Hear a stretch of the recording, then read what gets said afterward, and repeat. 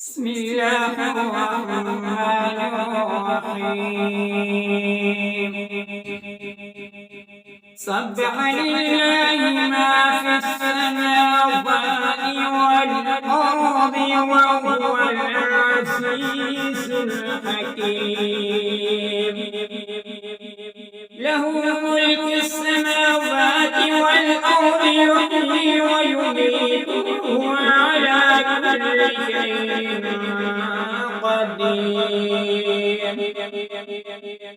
هو الأول والآخر والظاهر والباطن وهو بكل شيء عليم. والذي خلق السماوات والأرض في 6 أيام